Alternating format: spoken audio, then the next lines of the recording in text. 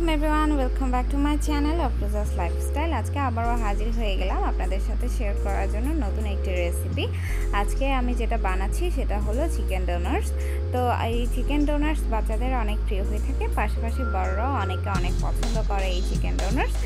বলতে পারেন সবার পছন্দের চিকেন ডোনাটস। আর অতিথি আপ্যায়নে তো এই চিকেন ডোনাটসের কোনো জুড়ি নেই।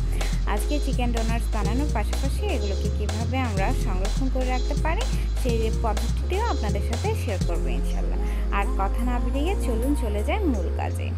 তো চিকেন ডোনাটস তৈরি করার জন্য আমি এখানে নিয়ে নিয়েছি 2 কাপ পরিমাণ চিকেন কিমা। আমি এগুলোকে গ্রাইন্ডার জারে কিমা করে নিয়েছি। আপনারা চাইলে সুপার শপ থেকে রেডিমেড কিমা কিংবা কিমা মেশিনে তৈরি করে নিতে পারেন।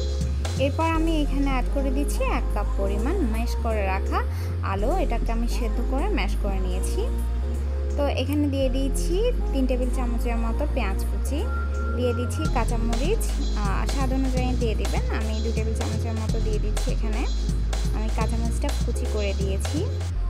দিয়ে দিচ্ছি স্বাদ অনুযায়ী লবণ, হলুদ গুঁড়ো দিয়ে দিচ্ছি আমি 1/2 চা চামচ, দিয়ে দিচ্ছি মরিচ গুঁড়ো 1 চা চামচ, ধনিয়া গুঁড়ো দিয়ে দিচ্ছি আমি 1/2 চা চামচ, দিয়ে দিচ্ছি এটা আমি কাবাব মশলা কিনে রেখেছিলাম, বাইরে থেকে কিনে রাখা কাবাব মশলা। বাজারে বিভিন্ন ব্র্যান্ডের কাবাব মশলা পাওয়া যায়, আপনারা যে কোনো ব্র্যান্ডের কাবাব মশলা 1 টেবিল চামচ দিয়ে দিতে পারেন। এখানে 1 টেবিল চামচ কাবাব মশলা ইউজ করেছি।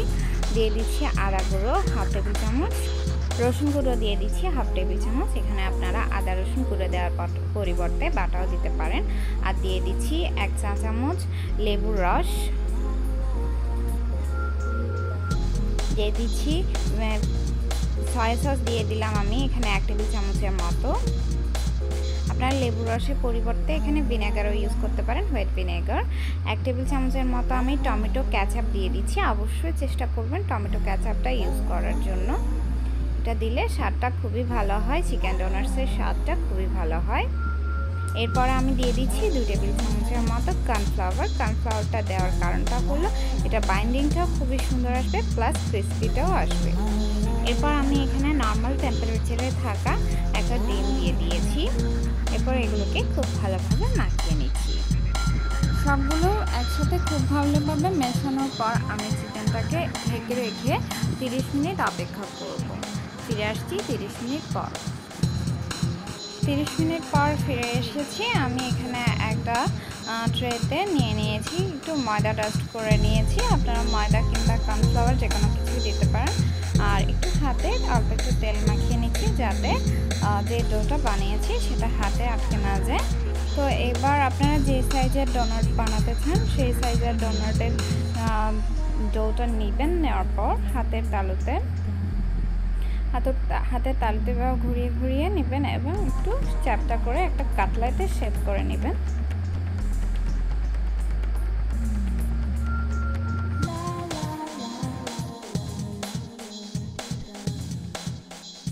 সবগুলো ডোনাটসকে একটা শেপ দেওয়ার পর আমি এখানে একটা বোতলে ঢাকা নিয়ে নিয়েছি। আর আপনারা চাইলে এখানে নজল নিতে পারেন বা যে কোনো ধরনের এভাবে গোল করে কাটা যায় এরকম কিছু একটা নিলেই হয়ে যাবে। আর নেওয়ার পর এখানে দিয়ে দিবেন, হালকা একটু তেল মাখিয়ে নেবেন যাতে এটা আটকে না যায়, ডোটা আটকে না যায়। এরপর এখানে এভাবে হালকা প্রেস করে মাঝখানের অংশটা তুলে নিলেই ডোনাটস শেপ এসে যাবে। তো এভাবে এক এক করে সবগুলো ডোনাটস বানিয়ে নেওয়ার পর আর যা করতে হবে তা হলো এগুলোকে কিছুক্ষণের জন্য রেস্টে রাখতে হবে। আমি এগুলোকে 1 ঘন্টা রেস্টে রাখবো। আর এটাকে আমি ফ্রিজের নর্মাল টেম্পারেচারে রেখে রেস্টে রাখবো। তো আপনারাও চেষ্টা করবেন নর্মাল টেম্পারেচারে রেখে রেস্টে রাখার জন্য। যদি এটাকে রেস্টে রাখা হয় তাহলে এটা সেট হয়ে যাবে। আর সেট হয়ে গেলে এখানে আমরা ব্রেড ক্রাম্ব, ডিম যেগুলো লাগাবো এগুলো লাগাতে অনেক ইজি হয়ে যাবে।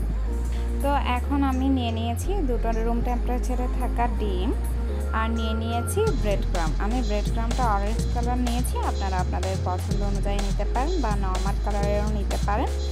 তো ডোনাটসগুলোকে আমি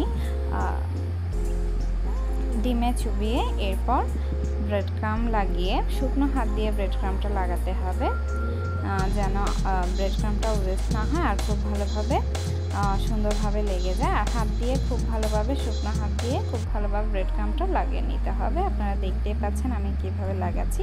এভাবে করে সবগুলো ডোনাটসে আমি ব্রেড ক্রাম্ব লাগিয়ে নেব।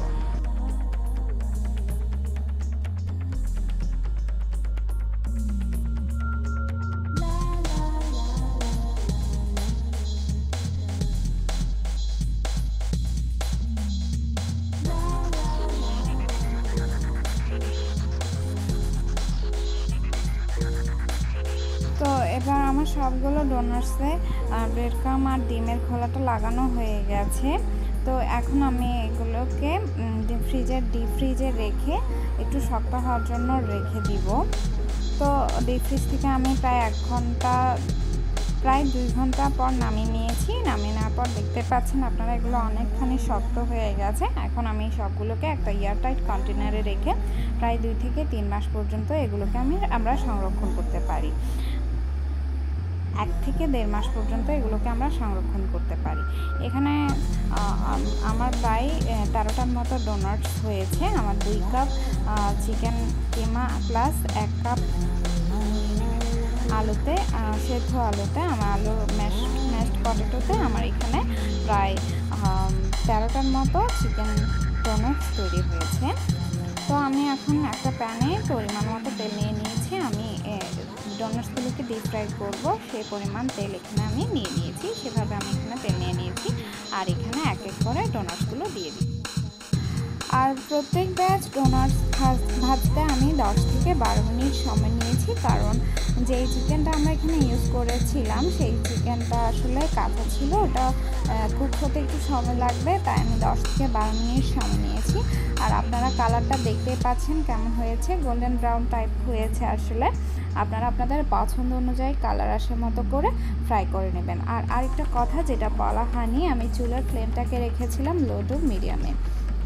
তো সবগুলো ডোনাটস ভাজা হয়ে গেছে, আপনারা দেখতেই পাচ্ছেন। তো আমার আজকের রেসিপিটি কেমন লেগেছে অবশ্যই কমেন্টসে জানাবেন। সবসময় আমার পাশে থাকবেন। Keep watching my channel. আল্লাহ হাফেজ।